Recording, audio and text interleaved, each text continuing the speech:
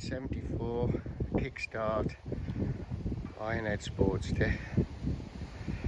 It's got a 1973 engine in it.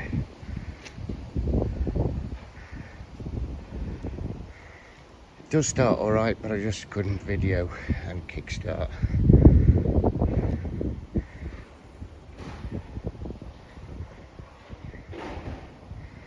I have rode it.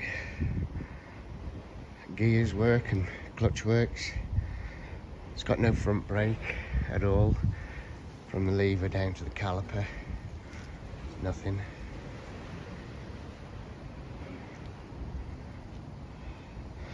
Nice little project bike. Good start.